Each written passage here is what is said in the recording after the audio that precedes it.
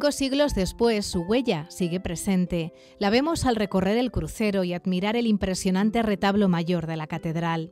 La sala capitular, construida también por iniciativa suya, la capilla mozárabe o el claustro alto, donde precisamente se encuentra uno de los lugares más fascinantes del templo primado. La llave de acceso a miles y miles de documentos que reflejan la evolución de la ciudad, de la vida de sus gentes y no solo de la iglesia, el archivo y la biblioteca capitulares. Aquí también podemos seguir la huella del gran hombre de iglesia y de Estado, del gran mecenas cultural, confesor de la reina Isabel la Católica, fue arzobispo de Toledo y desde enero de 1516 hasta su muerte, en noviembre de 1517, gobernador del reino. La huella de Fray Francisco Jiménez de Cisneros también está en las cartas que escribió al Cabildo de la Catedral. A los dos tipos de letra, claro, mira. Aquí tienes una, esta de Sebastián de Paz, está hecha en Granada y da cuenta de, ¿cómo podríamos decir?, los acontecimientos bélicos como contra la rebelión, y esta otra de letra totalmente distinta, una letra humanística hecha por Cepeda, que se ven que son distintas aunque sean iguales. Están escritas en papel y aquí están el sobrescrito, la Mira, lo que te referías antes. A los reverendos, venerables, amados hermanos. El de Ani, el Cabildo de Toledo, y en este otro igual. Y decíamos antes... Mira esta parte, donde se ve la firma muy bien. En la que está el autógrafo de Cisneros y son esas últimas líneas que vemos al final de la carta. Y hay cartas, pues eso, unas más largas, otras más breves, en algunas hasta se conserva el lacre con el que vino cerrada la carta. Ah, sí.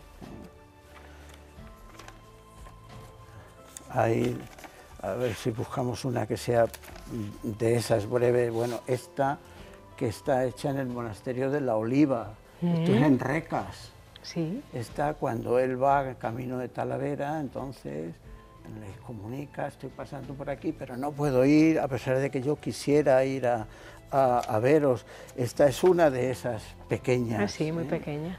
En las que dice: reverendo, venerable, nuestros amados hermanos. El arzobispo Fray Francisco Jiménez de Cisneros ha dejado una amplia correspondencia a través de la que podemos seguir su intensa actividad eclesiástica y política y a la vez conocer rasgos de su personalidad. Reverendos, venerables, nuestros amados hermanos. Así encabeza cada carta, lo cual ya nos da una pista de su personalidad. Luego hay otras en las que, una vez que fue ya nombrado cardenal, entonces pone cardenalis. Sí. Entonces aquí firma Vester Cardenalis. Y sigue siempre igual. Reverendos, venerables, nuestros hermanos. Recibimos vuestra letra que por el negocio, que aquí es una cosa que se han interesado por un fraile de la Trinidad. Sí. Y entonces del ministro de la Trinidad, y entonces él se entrevista con él, estando, creo que esto es en Sevilla. Sí. Entonces, ¿qué le ha dicho el ministro de la Trinidad? El ministro es el superior, ¿no?, del convento de la Trinidad, por recomendación de los canónigos. No lo sabemos. Sí. Lo que pasa es que él ahora les escribe informándoles de que ha mantenido la entrevista, ¿no? Pero ¿qué sería del archivo capitular sin los investigadores que lo visitan, que junto a los propios archiveros, Alfredo Rodríguez e Isidoro Castañeda, o de los restauradores que aquí trabajan, lo mantienen vivo? No había mejor lugar para reunirnos con el profesor Carlos Bizuete.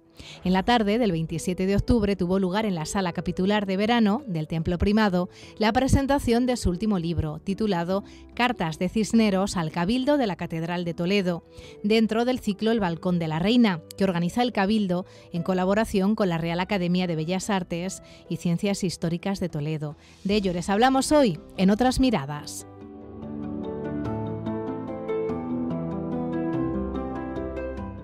hay que venir aquí al archivo capitular, vamos a hablar del Cardenal Cisneros. Es verdad que surgió la posibilidad de grabar este programa en el plató de Radio Televisión Diocesana, pero venimos aquí a la base, al lugar donde se trabaja, donde se echan muchas horas, no solo por parte de los archiveros, sino muchas horas de estudio de las cartas del Cardenal Cisneros. Hombre, ellos más que nosotros, porque esto nuestro se acaba. Quiero decir que coges el fondo, lo trabajas y bueno, ya se acaba y tocará otra cosa. Pero... Lo dices así como si fuese sencillo. Sí, bueno, esto llevo, ya no me acuerdo, pero creo que fue cuando la exposición de Cisneros del año 17, ¿Sí?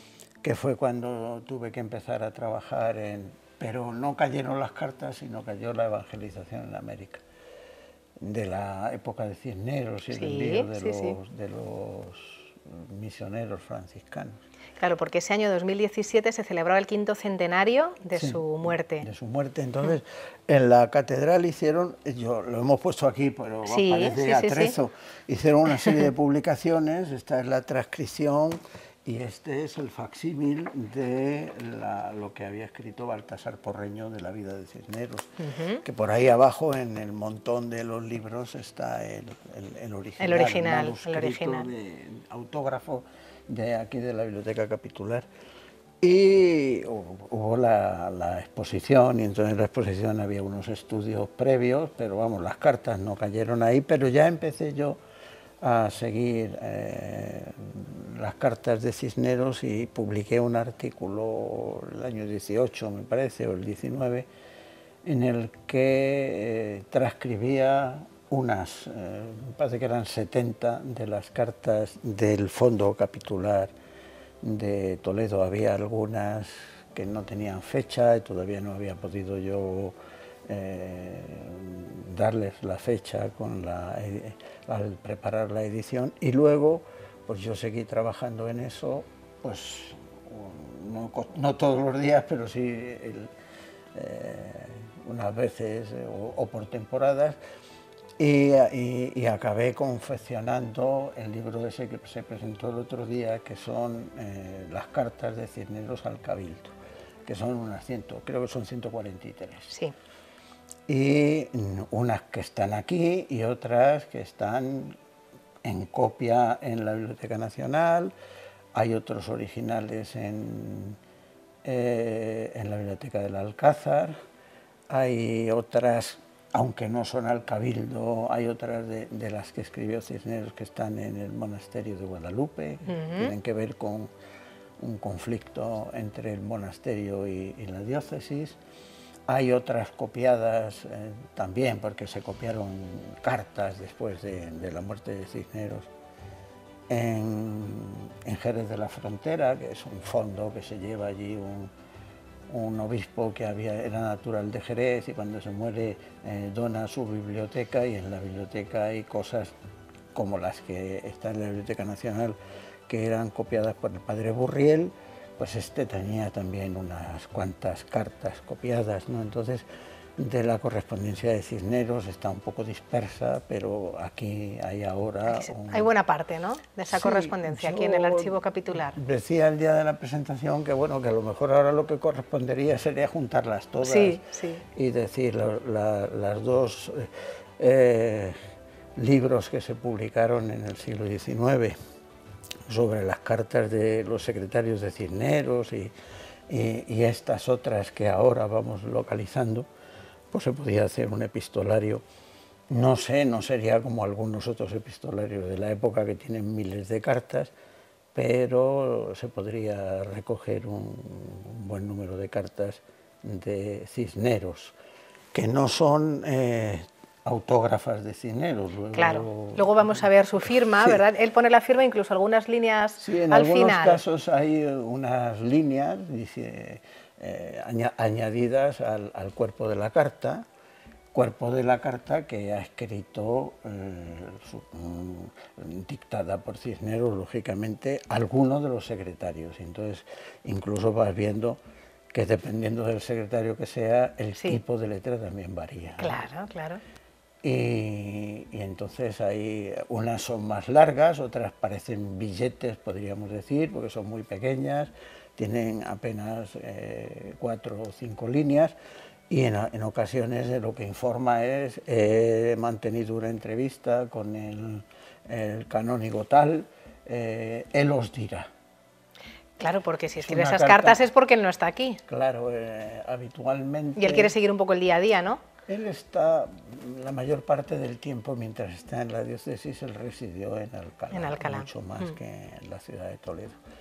Pero luego, si uno mira los lugares de las datas, de las cartas, pues te vas dando cuenta que acompaña a los reyes, y entonces están fechadas en Burgos, en Salamanca, cuando se muere el príncipe Don Juan, en Sevilla, porque le han llamado los reyes, en Granada. Claro, claro. Entonces hay temporadas largas en las que él está fuera no solo de Toledo, sino también de la diócesis, pero mantiene un contacto constante con el cabildo.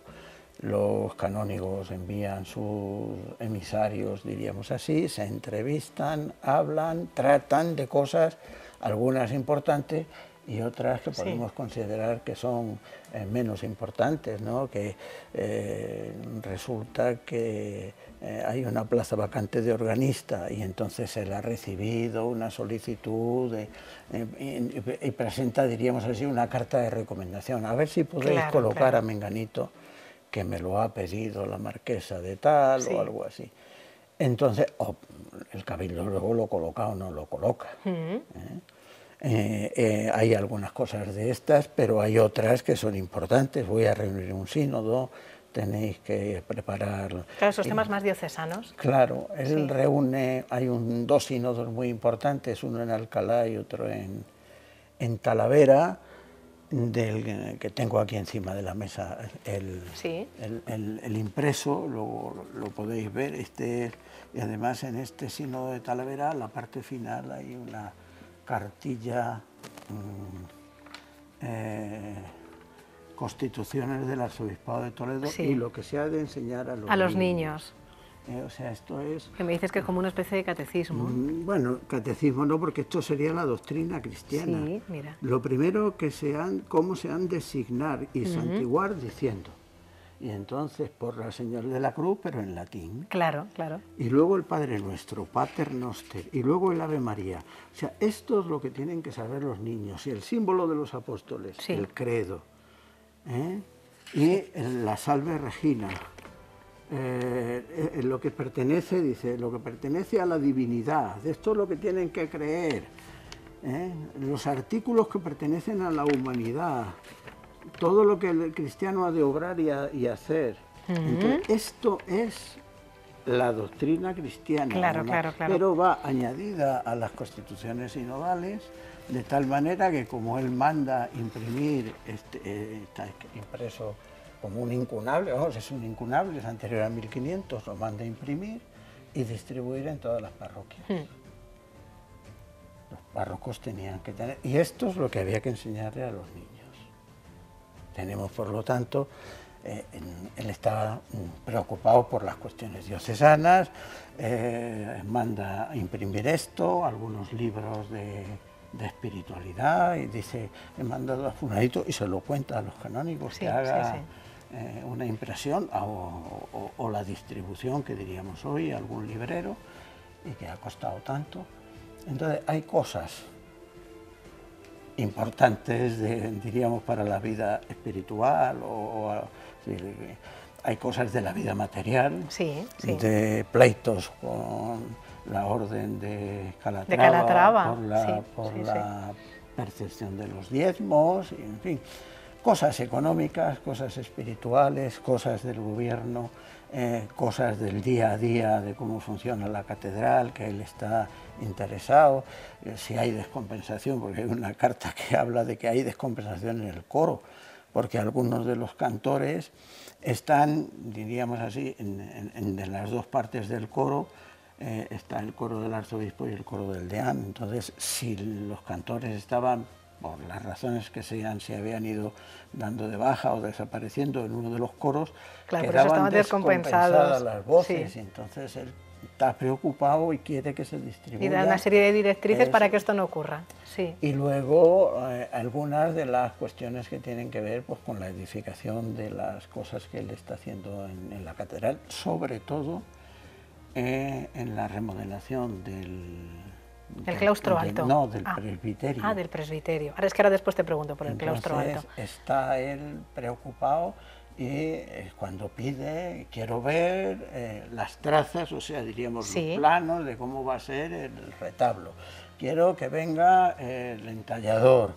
La reina está interesada en saber, a ver si están en Alcalá, que vengan a Alcalá para informar. O sea, que sigue las obras que se están desarrollando en la catedral. Claro, de las que va promoviendo. Claro, claro. Entonces... Por eso me decías que esto me gusta mucho, que la huella de Cisneros evidentemente está en las cartas, en el papel, pero lo vemos en la piedra cuando estamos en la catedral. Sí. Ahí, diríamos así, Cisneros ha dejado una huella muy importante en el edificio, que lo vemos todos los días, quiero decir, tú pasas por el crucero y miras el enorme retablo y la nueva capilla mayor la ha hecho Cisneros. En la sala capitular la hace Cisneros, en la capilla mozárabe la hace Cisneros, en las claverías que llaman, o sea, esta parte alta donde está ahora mismo el archivo, de encima del coro bajo, o sea, del claustro bajo, lo hace Cisneros. Luego Cisneros ha dejado una huella en piedra en la catedral, pero luego ha dejado también una huella en papel, que es más imperceptible para el público en general, que son estas cartas y otra serie de documentos que hay en la catedral vinculados o relacionados con el largo pontificado del arzobispo y luego cardenal Cisneros, porque va del año 1495 hasta 1517. 1517. Déjame que te pregunte por el claustro alto y ahora entramos en las cartas y si reflejan cómo era él también esos rasgos personales. El claustro alto, que se ha hablado mucho de su idea de que los canónigos residiesen en esta parte de la catedral. ¿Esto queda reflejado? ¿No fue así? A ver, sí, él hay unas cartas al principio en los que, bueno, hay una... Cuando viene un emisario de él, porque él todavía, aunque ha tomado posesión, está en Tarazona y va siguiendo la corte de los reyes, y viene y trae, hay una carta de creencia para que crean a fulano que viene a hablar. Y entonces aquí se monta un revuelo porque lo que dicen y lo que ellos entienden es que quiere convertirlos como los canónigos regulares, o sea, a hacer vida común. En realidad, bueno, y se monta un Tiberio de los Grandes, van a acudir a Roma porque ellos están disconformes, a los que han enviado a Roma los van a perseguir, porque, en fin, es una cosa que de esto sí hay reflejo en las cartas, porque hay la noticia de que han liberado a los que habían cogido prisioneros que iban camino de Roma y demás. Lo que él quería era, en realidad, que los semaneros, aquellos que tenían que dedicarse por semanas al culto de la liturgia, a los que le tocaban, sobre todo los nocturnos, la liturgia de la noche, estuvieran viviendo aquí. Diríamos así, que tuvieran unos aposentos donde poder... Pero también para una mayor comodidad de ellos. Claro. Pero no era un sistema de control de tratar de imponerles la vida común. Entonces, bueno, eso se aclara, lógicamente, y aquí la prueba está en que sí se hace el claustro alto y hay otra serie de aposentos, pero no se destinaron a convertir a los canónigos en canónigos regulares. Eso tendrá en el futuro de entonces, nuestro pasado, una serie de consecuencias de carácter arquitectónico, porque la construcción de las claverías, o sea, del claustro, del segundo piso del claustro, encima de las bóvedas del primero, hizo que la obra arquitectónica se resintiera. Claro. Y en el siglo XVI aparecen grietas y deformaciones y algunas de las bóvedas que no encajan, y tiene que haber obras para el reforzar, que son algunos de los grandes pilares que hay en el claustro bajo, para tratar de contener que no se viniera abajo el claustro, que estaba pensado no para tener un piso arriba ni para soportar el peso que supone ese doblar el piso o la altura del claustro. Entonces, bueno, él tiene líos con los canónigos y tiene tratos y colaboración, o sea, hay un intento de visita que él no va a realizar y nombra unos visitadores, y entonces los canónigos igual dicen que no, que el derecho les asiste a que les visite el arzobispo. Y montan un follón también grande que acaba en una concordia que firman con él, estando él en Medina del Campo, cuando ya la reina está enferma, ¿no? Y entonces les escribe, y en la concordia esta dice que eso no va a volver a ocurrir, que en fin, que sus derechos, porque él tiene claro cuáles son los derechos del cabildo y los suyos. Sí, sí. Por cuestiones jurisdiccionales, ¿no? Y esto, claro, a veces provoca enfrentamientos. Roces entre los unos y los otros, ¿sí? En cada uno tiene, todos ellos eran muy celosos de los derechos que le correspondía a cada uno. Sí. Estaba pensando, claro, has aludido, por ejemplo, a la reina Isabel la Católica, ¿no? Ese momento, ¿no?, en el que ella ya enferma. La reina muere en el año 1504. No sé si las cartas dan cuenta o de los problemas de salud de la reina. Hay un momento en el que sí cuenta él que la reina está enferma, y bueno, y que está, cuando se le ha muerto el hijo, pasa el luto en Alcalá. Entonces de eso también informa Cisneros, ¿no? También de sus enfermedades. Estoy pasando las tercianas, cuando está en Granada, que ha tenido, yo no sé a qué equivaldría, pero lo curó, hoy diríamos una curandera morisca. Entonces eran fiebres, eran otro tipo de dolores, pero bueno, hay un momento en el que, estando en Alcalá, fue, después de recuperarse de las fiebres, a respirar el aire de su pueblo. Entonces se había retirado en aquel verano a estar, porque en aquella época se decía que volver al lugar de origen ayudaba a recomponer un cuerpo enfermo, ¿no? Y entonces de esas cosas él va informando y agradece las oraciones. O sea que hay, que demuestran también el momento que vivía entonces España, claro que no era la España actual, pero sí que se estaba configurando, porque, fíjate, aludes a Granada, estamos ya a finales del siglo XV, la conquista ya de la ciudad. Él escribe desde Granada en los primeros años de 1501, 1502, está 2 veces allí, y coincide con el levantamiento de los musulmanes, y vendrá inmediatamente la primera de las conversiones, y de eso él informa, tanto de los sucesos de la guerra como de cómo van las conversiones.